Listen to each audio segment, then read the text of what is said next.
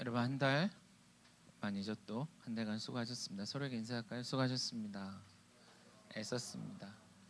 어떠셨어요? 좀 수월했나요? 인생이 수월하던가요?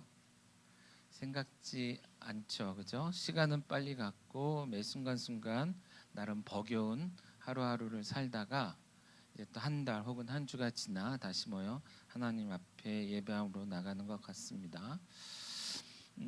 때로는 이제 이런 삶의 모습이 너무 익숙해져서 아무런 생각 없이 살아갈 때가 있는 것 같아요. 그냥 시간이 되니까 일어났고, 또 시간이 되니까 자고, 시간이 되니까 직장에 가고, 또 해야 할 일을 하고, 또 그러다 보니 어느새 시간이 흘러 지금의 우리의 나이가 되었죠. 여러분 몇 살이에요? 인생을 전체로 놓고 보면 어느 정도 살았습니까?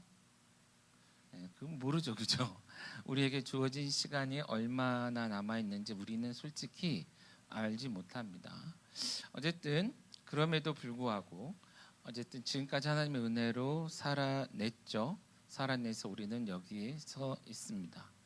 오늘을 살아가는 우리들 이 시점에 그렇다면 우리에게 주어진 시간 그것이 얼마인지는 다 알지 못하지만 이 시간들을 우리가 어떻게 하나님 앞에 살아가야 될까 좀 고민하며 살아가야 될 것 같아요. 그런 고민도 없이 살다 보면 또 어느 시간 어느새 세월이 흐르고 흘러서 그 미련, 후회 뭐 이런 것만 남을 수도 있고 자칫 잘못하면 자기 연민에 빠져서 뭐 그만하면 됐지 하면서 이제 소위 말하는 스스로를 위로하는 자위하는 그런 신앙인이 될 수도 있을 것 같아요. 근데 그런 모습이 되지 않기 위해 오늘 우리가 어떻게 살아야 될지 함께 고민하며 나아가는 시간 되었으면 좋겠습니다. 잘 아시겠지만 건강한 교회는 알게 모르게 많은 사역을 진행하고 있습니다. 어제 그제도 흥왕교회에서 우리 어린이 성경학교 캠프를 1박 2일 동안 진행을 했고 이번 주가 지나면 그 다음 주 한 주 내내 이제 월요일부터 금요일까지 우리 교육사역팀이 주관하는 네임리스 어린이 청소년 캠프가 진행이 되고요. 그리고 또 한 주 쉬고 그 다음 주에는 우리 뭐죠? 기독법률가인가요? 예, 그쪽에서 진행하는 캠프에 우리가 어린이 또한 영유아 사역을 지원하기 위해 또 함께 나아갑니다. 그리고 월 말에는 또 제가 베트남에 가서 또 베트남 사역을 또 준비하는 것을 도와야 하고 그 외에도 여러 가지 많은 일들이 있을 겁니다. 그렇죠? 자, 작은 인원 그리고 적은 힘으로 나름 열심히 애쓰고 있는 우리들인 것 같아요. 이런 모습이나 지금 여러분들이 살아가고 있는 여러분들의 삶의 모습이나 큰 차이는 없죠. 나름 주어진 환경 속에서 고군분투하고 있는 것 같습니다. 어찌 보면 안쓰럽고 좀 미안하기도 하고 하지만 그게 우리의 신앙의 모습인 것 같고 그것이 하나님이 우리에게 원하시는 모습이 아닌가 그런 생각이 들어요.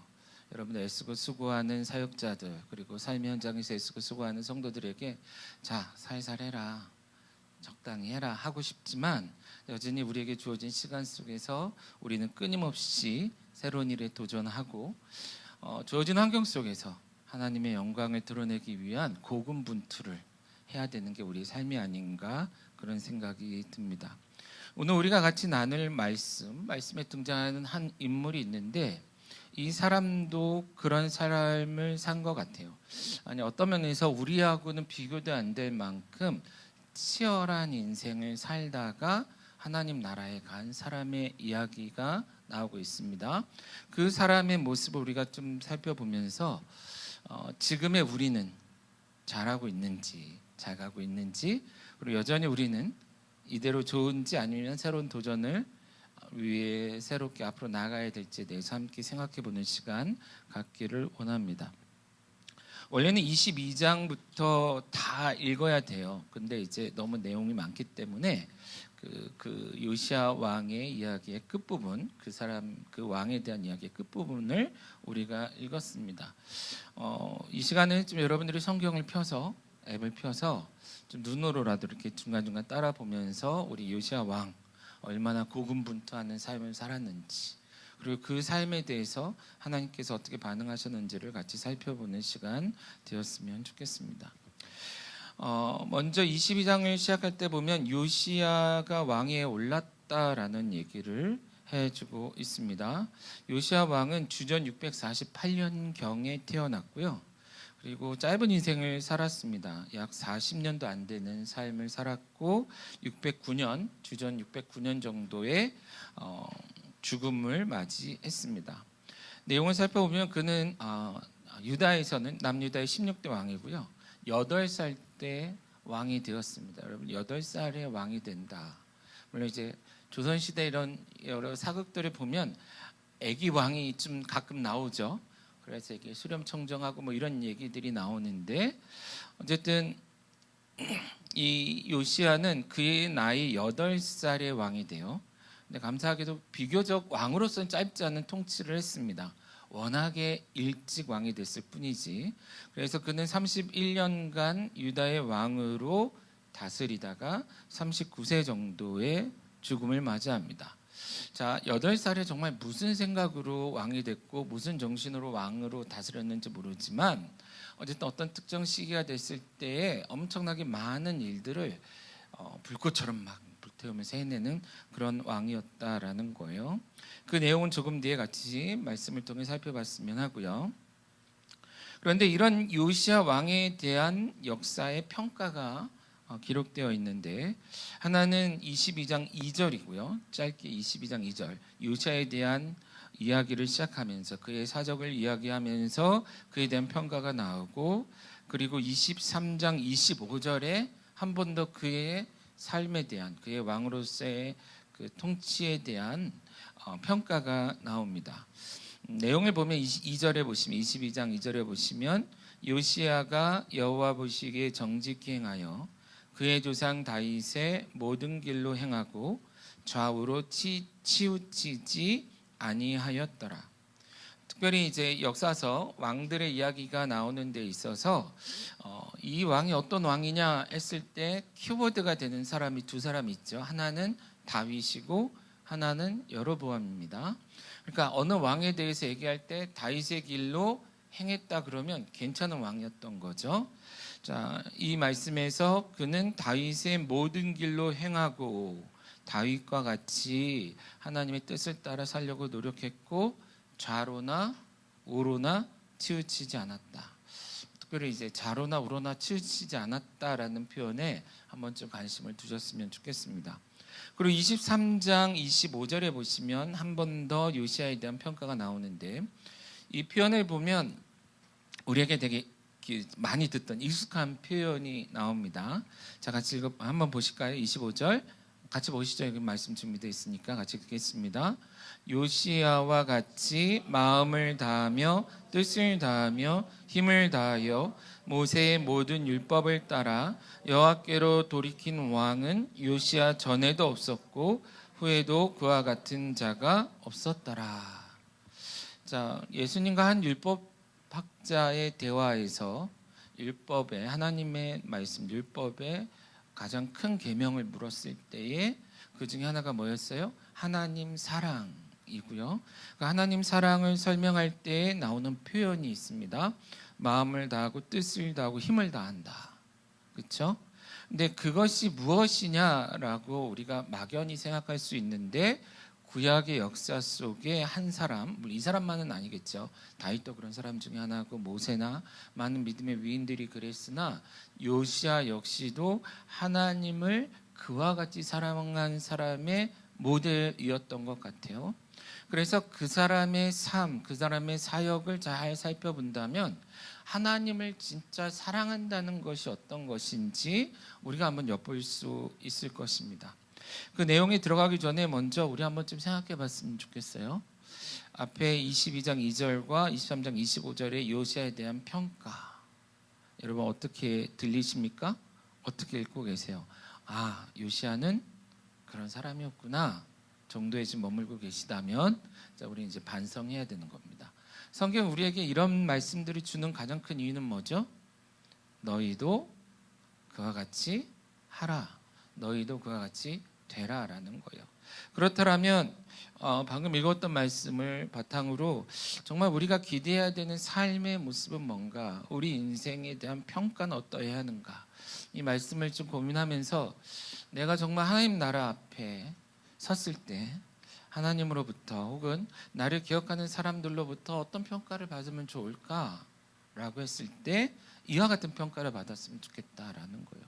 내가 무슨 일도 하고 무슨 일도 하고 무슨 일도 하고 해서 나름 하나님 내가 주를 위해 많은 일을 했습니다라고 떠벌리고 싶으나 그 하나도 중요하겠지만 그걸 떠나서 그런 나의 인생, 내게 주신 하나님의 삶을 살아낸 내가 하나님 앞에서 사람 앞에서 어떤 평가를 받는다면 어떤 평가를 받으면 좋을까 했을 때 이 표현이 너무 좋은 것 같다라는 거예요. 자, 그래서 그 뒤에 요시아가 어떤 일을 했는지를 살펴보기 전에 먼저 이 시간 여러분들도 저와 같은 마음으로 한번 이 말씀을 다시 살펴보시면 어떨까 싶어요. 자, 성경 피셨으니까 22장 2절 같이 한번 다시 읽겠습니다. 이번에는 마인드 이렇게 셋을 해서 나의 이름을 넣어서 해볼까요? 배강은이 이렇게 하듯이, 배강은 목사가 하든 목사를 하든 뭐든 상관없이 자신의 이름을 넣어서 한번 해볼까요? 시작. 배강은이 여호와 보시기에 정직히 행하여 그의 조상 다윗의 모든 길로 행하고 좌우로 치우치지 아니하였더라. 이것이 우리의 살아가는 목표였으면 한다라는 거예요. 25절도 같이 보시죠. 23장 같이 나의 이름을 넣어서 시작. 배강은과 같이 마음을 다하며 내 이름 한 거 아니죠? 다시 본인 이름이 안 들렸어요? 자, 본인 이름 크게 넣어서 한번 해보세요. 시작. 배강은과 같이 마음을 다하며 뜻을 다하며 힘을 다하여 모세의 모든 율법을 따라 여호와께로 돌이킨 왕은 배강은 전에도 없었고 후에도 그와 같은 자가 없었더라. 이런 표현을 받으면, 이런 평가를 받으면 얼마나 좋겠어요. 여러분, 그런 삶을 살아가고 있습니까? 혹 그런 삶을 기대하고 살아가고 있나요? 그것을 목표로 삼아 고군분투하며 살아가고 있나요? 직장을 다니든 사역을 하든 공부를 하든 뭘 하든 바라기는 이 시간 우리가 좀 이런 기대감들을 품고 우리가 하나님 앞에 나아갈 때마다, 사역을 할 때마다, 예배를 드리든 교회에 나올 때마다 그런 마음들을 함께 나누는 우리가 되었으면 좋겠습니다. 자, 그렇다면 이제 그 뒤에 22장 뒷부분 얘기를 좀 우리 말씀을 같이 한번 보죠. 23장까지 쭉. 그럼 도대체 요시아가 무엇을 했길래 역사가들은 그의 삶을 그렇게 평가했고 하나님은 그의 삶을 이렇게 인정해 주셨는가라는 것입니다.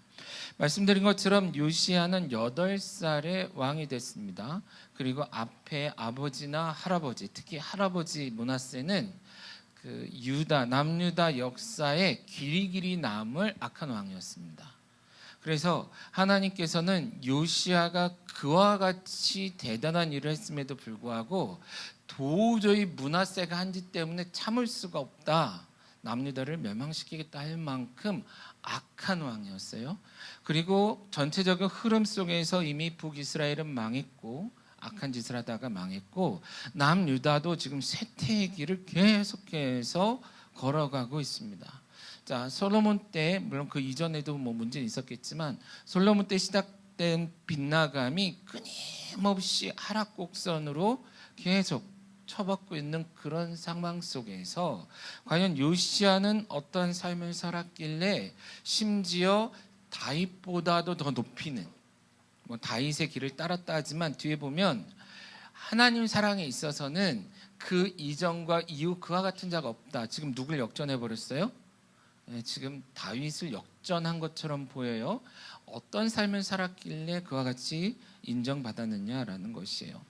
그가 8살 때 시작한 그의 신앙의 삶이, 자, 실제적으로 그가 18년 동안 어떤 일을 했는지 왕이 되고 자세한 기록은 없는 것 같아요. 근데 우리가 유추해 볼 수 있습니다. 그는 왕으로서의 자기 역할을 배워가야 했고, 한편으로는 조상 때로부터 흘러 들어오고 있는, 쉽게 얘기하면 악한 짓을 멀리하는 노력을 했을 거고, 다른 한편으로는 어떻게 하면 유다가, 이 나라가 하나님 앞에서 바로 세워질 수 있을까를 스스로 고민했겠죠. 자기 마음에서 고민했던 것 같아요. 그런 마음으로 26살 정도가 되었을 때에 이미 쇠락하고 많은 것이 부서져 버린 예루살렘 성전의 수리를 명합니다. 자신의 측근 중 하나였던 사반에게 명하여서 성전을 수리하라. 그리고 그것을 위해 재정을 투입해라. 성전이 가지고 있는 돈, 그러니까 교회 성전에 출입하는 자가 냈던 재정을 가지고 다른 데 쓰지 말고 먼저 성전을 수리하라라고 이야기합니다. 자, 여기서 중요한 것은 그가 그 18년 가까운 시간 동안에 어떻게 하면 하나님 앞에서 이 나라가 바로 설까를 고민하는 중에 그가 내린 결론, 1차적인 결론은 이 나라의 신앙의 중심인 뭐요? 성전을 새롭게 하자라는 결론을 내렸다라는 거예요. 사실 이 시대에도 우리의 신앙, 이 시대의 변화에서도 그 중심은 어쩔 수 없이 교회를 새롭게 하는 데서부터 시작될 것입니다. 물론 구약 시대에는 예루살렘 성전이라는 아주 중요하고 상징적인 곳이 장소로서 있었고 건물로 있었지만 오늘날로 얘기하자면 단지 건물을 새롭게 한다라는 것이 아니라 이 시대 가운데 하나님을 섬기는 하나님 나라를 세워가는 그 중심이 되어지는 교회의 교회됨을 회복하는 것에서부터 이 모든 것들이 시작되는 것 같아요. 비록 작은 것일지라도 그것을 가지고 어떻게 하면 주님의 교회를, 하나님의 교회를 바로 세울 수 있을까가 요시야의 고민이었다라는 거예요. 그리고 이 고민으로부터 사실 그의 인생의 많은 것들이 급박하게 변해가는 것을 보게 됩니다. 우리도 좀 그랬으면 좋겠습니다. 저도 지난 이제 좀 덥고 비 오고 요즘 일들이 좀 많아서 그런지 조금 처지는 느낌이 저도 좀 있었는데 다시금 내가 왜 힘을 내서 선교나 교회 사역이나 무엇인가를 해야 하는가 했을 때 이 시대 가운데 하나님께서 하나님을 섬기는 것에 가장 중심에 두신 주의 교회를 어떻게 하면 더 좋은 하나님이 기대하시는 교회를 세울 수 있을까를 고민하고 그것을 마음에 품고 그것을 위해 무엇인가를 결단하는 것으로부터 회복이 시작될 것 같다라는 거예요. 여러분들도 그러지 않을까요? 신학생이 아니어도 목회자가 아니어도 그 마음에서부터 무엇인가가 시작된다라는 것이죠. 요시야가 그랬다라는 것입니다. 그래서 요시야는 이 사반을 통해서 그 명을 전했고 hil기야 대제사장 hil기야를 중심으로 성전 수리가 진행이 되는데 그 성전을 수리하는 가운데 아주 기가 막힌 일이 벌어지죠. 뭐죠? 여호와의 언약책이 곧 율법책이 발견이 된 거예요. 굉장히 충격적이지 않나요? 그러니까 율법책이 발견이 돼요. 어디에서? 성전 안에서. 너무나 당연한 건데 당연하지 않은 시대가 너무 오랫동안 지속이 됐던 거죠. 율법책이 어디 있는지 몰랐던 거예요. 성전 안에 있었는데도 아무도 관심 갖지 않았고 찾지 않았던 거죠. 그러니까 그 시대에 그 소위 말하는 종교 상황을 우리가 엿볼 수 있죠. 그렇죠? 유대교라고 얘기하고 이스라엘이라고 얘기하지만 정작 모세를 통해 주신 하나님의 율법조차 어디 있는지조차도 모르는 시대였다라는 거예요. 그러니 뭐 그 내용을 알겠어요? 무슨 내용인지 알기나 했겠어? 그대로 살려고 노력이나 했겠어요? 분명 그곳에 있었는데 그러면서 이 시대 우리의 모습과 굉장히 닮아 있죠. 분명히 성경책은 어디에나 있는데 마치 우리가 하나님의 말씀을 발견해야 하는 자처럼 살아가는 시대. 어느 시대부터인가 언제부터인가 교회에서 성경을 읽고 성경에 대한 이야기를 하면 성도들이 너무 고마워하는 시대. 목사님들이 성경 안 가르쳐요 이런 얘기 찔리기도 하는데 그런 시대와 이 시대 모습이 닮았던 것 같아요. 그런데 감사하게도 하나님께서는 이런 요시야의 갈망을 아셨는지 그에게 말씀을 회복시켜 주시는 것이죠. 말씀을 찾아주시는 거예요. 다르게 얘기하면 요시야가 아주 특별한 이유는 이 말씀도 제대로 알지 못했으나 자신들이 살아가는 세상의 이 험악하고 위태로운 상황의 중심에 하나님을 떠난 이스라엘이 있다, 하나님을 떠난 왕조가 있다라는 걸 깨닫고 변화를 시도하다가 정말 우연찮게 하나님의 인도하심이죠. 뭘 발견하게 되는 거예요? 여호와의 말씀을 발견하고 그 말씀 앞에 서는 것입니다. 말씀을 읽어보시면 사반이 그 말씀을 읽고 이거구나 했던 것 같아요. 그래서 이 말씀을 가지고 왕에게 갑니다. 그리고 왕에게 그 말씀을 읽어요. 읽어줬더니 어떤 변화가 일어납니까? 오랜 시간의 갈망, 갈증, 스스로 고민했던 것에 답을 찾게 된 거예요. 그래서 이 11절 말씀에 보시면 요시야 왕은 율법책의 말씀을 들었을 때에라는 거예요. 그러니까 한마디 듣고 이것까지는 아니겠지만 그 말씀을 들어가면서 읽어주니까 들어가면서 어떤 변화가 일어납니까? 진정한 회개가 일어나는 것이죠. 이 회개가 굉장히 격렬하게 일어났던 것 같아요. 그래서 11절에 보면 그는 그의 말씀을 들을 때 옷을 찢었더라라고 말하고 있습니다. 여러분, 구약 성경에서 옷을 찢는다라는 것은 그가 감정을 표현하는 가장 극한 감정을 표현할 때 나오는 거예요. 너무 괴로운 거예요. 너무 충격적이고 이럴 때 그 모든 상황들 속에서 요시야는 하나님 말씀에 그와 같이 반응합니다. 그리고 그 말씀을 더 정확히 알기 위해 측근들을 모아요. 측근들을 모아서 누구에게 보냅니까? 여선지자 홀다라는 여자 선지자에게 보내요. 여선지자에게 보내서 우리가 이 말씀을 찾았고 이 말씀을 읽었다. 이 말씀을 보니 이제야 정말 뭐가 문제인지 알겠다. 그동안은 추측이었던 거죠. 어찌 보면 뭐가 문제야? 이거야. 성전이라도 고쳐야 되나? 했는데 진짜 말씀 앞에 서보니 뭐가 문제인지 알았다라는 거예요. 그래서 이 측근들을 홀다에게 보냈더니 그 여선지자 홀다를 통해서 하나님께서는 요시야에게 말씀을 주십니다. 큰 내용은 이겁니다. 이 모든 상황의 원인은 너희들이다. 너희 왕조이고 너희들이 나를 버리고 우상을 섬겼기 때문에 나는 지금 이 민족을 멸할 것이다. 재앙을 내릴 것이다 라는 경고, 확실한 경고와 두 번째, 내가 곧 요시야 네가 이와 같이 나를 경외하니 내가 너로 하여금 이 모든 재앙을 보지 않고 평안히 무덤에 들어가게 해주겠다라는 거예요. 그러니까 죽음의 문제, 물론 아쉽게 죽어요. 나중에 보면 그거에 대해서는 신학자들도 논란이 좀 있는 것 같아요. 그러니까 요시야의 실수냐 뭐냐 말은 많지만 하나님의 예언하심은 내가 소위 말해 그 꼴을 보지 않을 거야 라는 겁니다. 이스라엘이 망하는 것, 네가 문 닫는 왕이 되지는 않을 것이다. 그것이 내가 너에게 주는 일종의 선물, 아니면 은혜다, 베푸는 은혜다라는 거예요.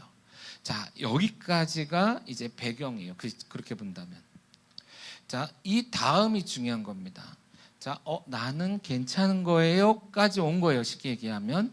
구약 성경을 여러분 읽어보시면 많은 사람들이 여기서 멈추는 사람들도 있었습니다. 나는 괜찮은 거네. 나는 하나님 나라 가는 거네. 쉽게 얘기하면.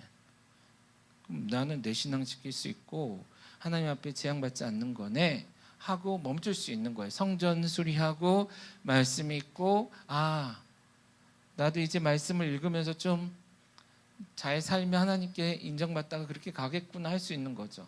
그런데 거기서 멈추지 않고 요시야는 우리가 많이 들었던 것처럼 종교개혁을 단행합니다. 자, 종교개혁이라는 것이 쉬울까요? 어려울까요? 굉장히 어려운 일입니다. 그리고 과거에 누구 하나 제대로 성공해보지 못했던 일까지 해내기로 결심해요. 이미 모든 것은 다 기울었는데, 자, 정치적으로나 경제적으로나 모든 면에서 주저앉았고 또한 종교적으로도 주저앉았고 그리고 하나님도 분명히 말했어요. 니네는 소망이 없다. 니네는 망할 거다. 그러니까 지금 모든 것에 있어서 끝났다라는 사인을 받았다라는 거예요. 그런데 그럼에도 불구하고 요시야는 여호와 하나님 앞에서 이것이 그럼에도 불구하고 이 시대를 살아가는 하나님을 경외하고 하나님의 말씀을 받은 왕으로서 내가 해야 마땅한 일입니다 하는 일을 시작한다라는 거예요. 그리고 그것을 위해 그의 남은 삶의 전부를 씁니다. 물론 이 시간이 짧게 끝난 것도 있고 길게 걸린 것도 있겠죠. 그러나 그의 인생에 대한 평가가 다른 게 나오지 않아요. 요시야가 이와 같이 했다. 그리고 나서 죽어요. 그럼 그는 어떤 고군분투하는 삶을 살았는지 조금 더 살펴볼게요. 22장 4절부터입니다. 23장 4절입니다. 죄송합니다. 23장 4절부터 그 밑에 이야기가 나오는데, 자, 이 개혁을 위해 그가 한 일이 뭐냐면, 먼저 백성들을 다 불러 모으고 여호와의 성전에 올라가서 그곳에서 우리가 지금 마음을 새롭게 하고 하나님께 돌아가자라고 외치고, 그때에 많은 백성들이 함께 하겠습니다라고 약속을 해요. 그 다음에 4절 이하의 많은 일들이 일어났는데 눈으로 보면서 따라오십시오. 23장 4절에 보시면 바알과 아세라와 하늘의 일월 성신을 위하여 만든 모든 그릇들을 여호와의 성전에서 내다가 예루살렘 바깥 기드론 밭에서 불사르고 그것들의 재를 베델로 가져갔다. 5절에 보면 옛적의 유다 왕들이 세워서 유다 모든 성읍과 예루살렘 주위의 산당들에서 분향하며 우상을 섬기게 한 제사장들을 폐하였다. 지금 여기는 지금 어디까지 건들고 있습니까? 역사를 건들고 있어요. 그죠? 자기의 조상들이, 자기의 선조들이, 지금 요시야는 16대 왕인데 앞에 열 몇 명의 왕들이 여러 하나님 앞에서 잘못하면서 만들었던 모든 잘못된 것들을 스스로 지금 책임지며 뒤집어 엎고 있는 거예요. 그 다음에 5절에 계속해서 보면 바알과 해와 달과 별대와 하늘의 모든 별에게 분향하들을 폐하였다. 6절에 여호와의 성전에서 아세라 상을 내다가 예루살렘 바깥 기드론 성 시내로 가져다 거기에서 불사르고 빻아서 가루를 만들어 그 가루를 평민의 묘지에 뿌렸다. 지금 우상들을 다 부수고 가루로 만들어서 땅에 뿌려버린 거예요. 뭐 하지 말라고? 다시 주워다가 만들지 말라는 거죠. 완전히 끝이다라는 겁니다. 7절에 여호와의 성전 가운데 남창의 집을 헐었다. 8절에 유다 각 성읍에서 모든 제사장을 불러오고 또 제사장이 분향하던 산당을 게바에서 브엘세바까지 더럽게 했다. 한편으로는 하나님을 섬기는 제사장들을 세우고 한편으로는 산당들을 계속 깨뜨려가고 더럽힌다. 소위 말하면 이제 요즘 잘 안 쓰는 건데 이제 부정타게 한다는 거죠. 더 이상 의미 없게 만든 겁니다. 그 다음 10절에 흰놈의 아들 골짜기에 도벳을 더럽게 하여 어떤 사람도 몰록에게 드리기 위해, 지금 신 이름 하나 더 나왔습니다. 몰록에게 드리기 위해 자기 자녀들을 불러 지나가지 못하게 하였다. 지금 말도 안 되는 일들을 그들이 하고 있었던 거죠. 11절에 유다 여러 왕이 태양을 위하여 드린 말들을 제하여 버렸고 또 태양 수레를 불살랐다. 태양신을 섬기는 행위를 금했습니다. 그리고 유다 여러 왕이 아하스의 다락 지붕에 세운 제단들과 므낫세와 여호와의 성전 두 마당에 세운 제단들을 왕이 다 헐고 거기서 빻아내려서 그것들의 가루를 기드론 시내에 쏟아버렸다. 그 다음 13절에 예루살렘은 멸망의 산 오른쪽에 세운 산당들을 더럽게 하였다. 그리고 14절에 석상들을 깨뜨리며 아세라 목상들을 찢고 사람의 해골로 그곳에 채웠다. 15절에 느밧의 아들 여로보암이 베델에 세운 제단과 산당을 헐고 그 산당을 불사르고 빻아서 가루를 만들며 또 아세라 목상을 불살랐다. 16절 산에 있는 무덤들을 보내어 그 무덤에서 해골을 가져다가 제단 위에 불살라 그 제단을 더럽게 했다. 19절에 전에 이스라엘 여러 왕이 사마리아 각 성읍에 지어서 여호와를 경노하게 한 산당을 다 제거했다. 20절 산당의 제사장들을 다 제단 위에서 죽이고 사람의 해골을 제단 위에서 불살랐다. 21절 언약책에 기록된 대로 하나님 여호와를 위하여 유월절을 지켰다. 그리고 그것에 대한 평가 겸 또 한 일들을 기록한 게 24절입니다. 오늘 우리가 읽은 말씀에 있는 유다 땅과 예루살렘에 보이는 신접한 자와 점쟁이와 드라빔과 우상과 모든 가증한 것을 다 제거하였다. 여러분 몇 가지 기억하시나요? 엄청나게 많은 일을 한 겁니다.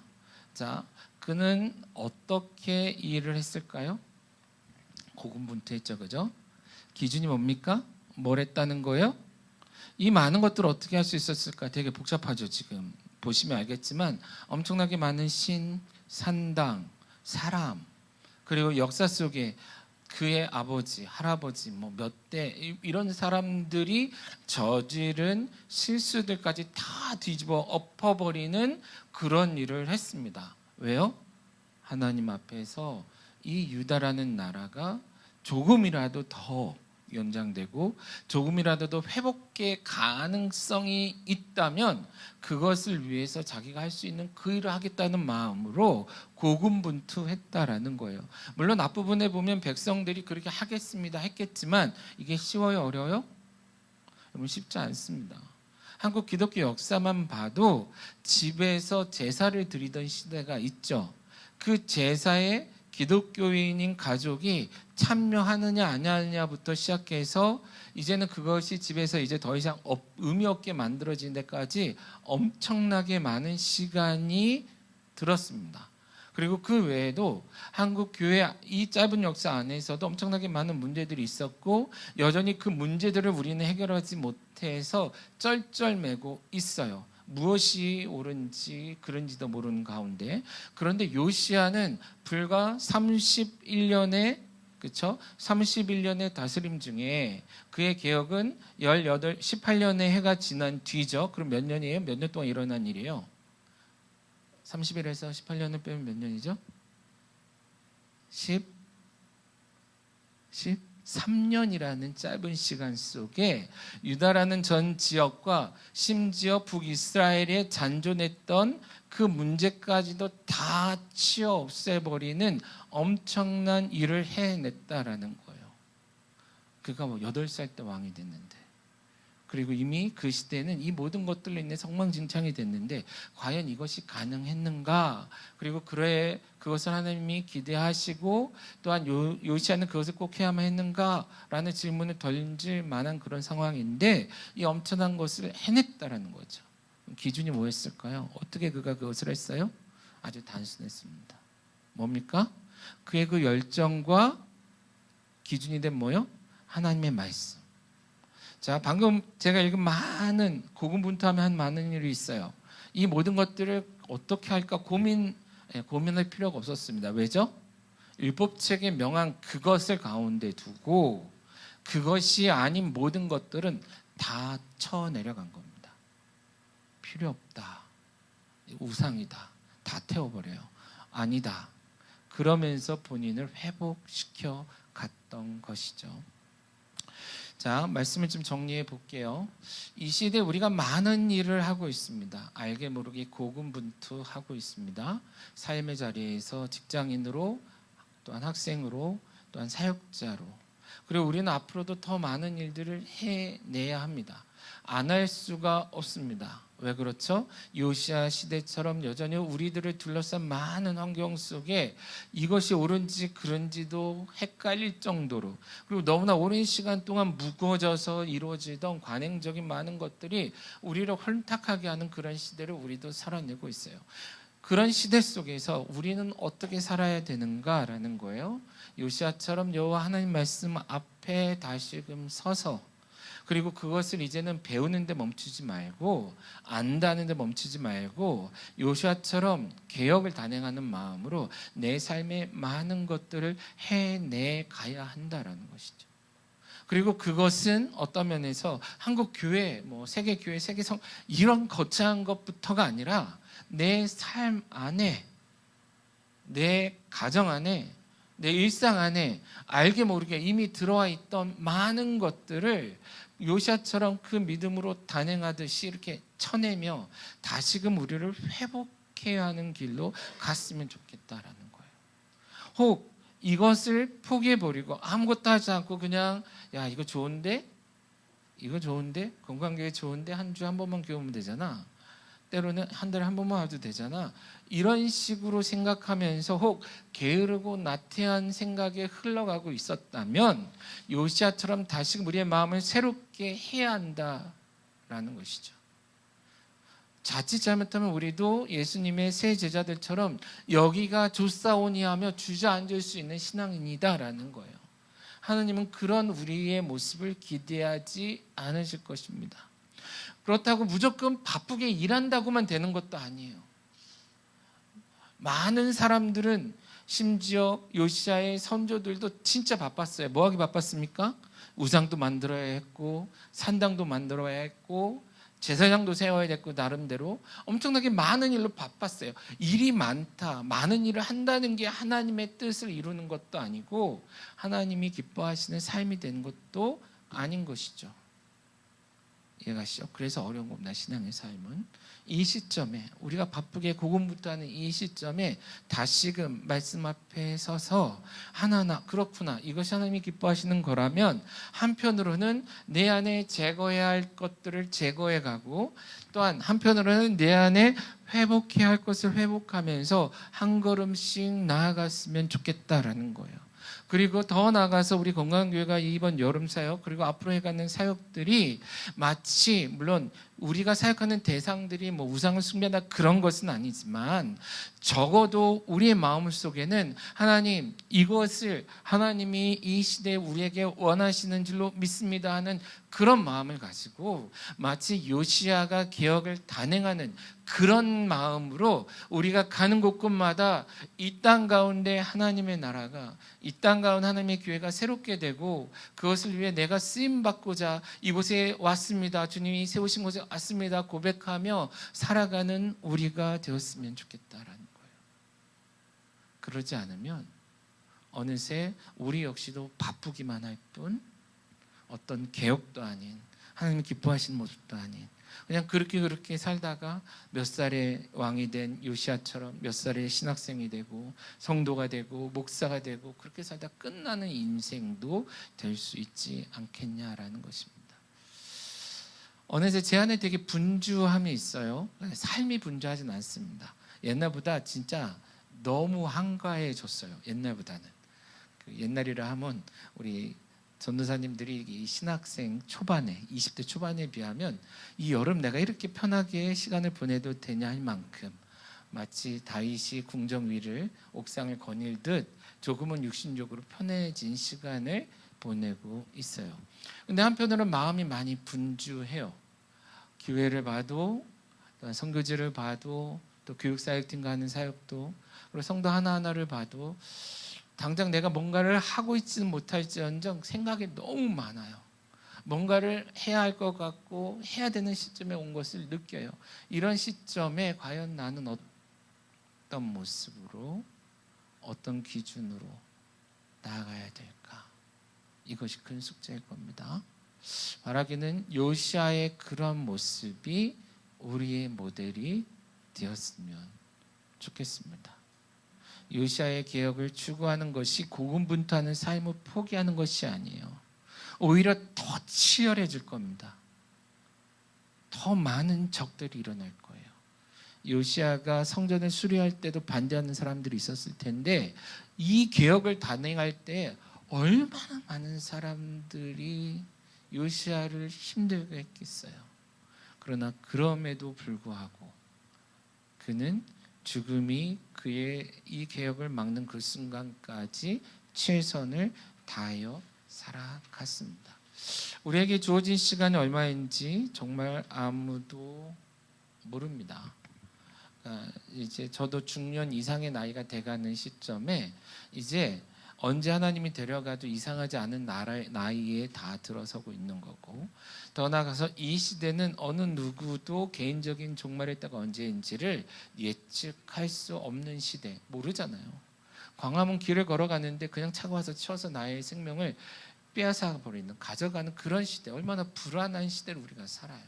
이런 시대 속에서 시간이 많다. 그러므로 지금은 내 멋대로 내가 원하는 대로 살다가 나중에 때가 되면 뭔가 해야지 이런 생각이 아니라 내 삶의 하루하루를 하나님 앞에서 조금 더 치열하게, 조금 더 고군분투하며, 그러나 단지 바쁘게만이 아닌 요시아처럼 하나님 말씀을 따라 살아내는 우리 모두가 되어지기를 간절히 바랍니다.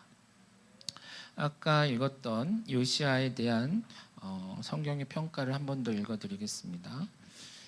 22장 2절에 요시아가 여호와 보시기에 정직히 행하여 그의 조상 다윗의 모든 길로 행하고 좌우로 치우치지 아니하였더라. 이것이 우리의 인생의 평가가 되었으면 좋겠고, 또 한 가지 23장 25절 요시아와 같이 마음을 다하며 뜻을 다하며 힘을 다하여 모세의 모든 율법을 따라 여호와께로 돌이킨 왕은 요시아 전에도 없었고 후에도 그와 같은 자가 없었더라.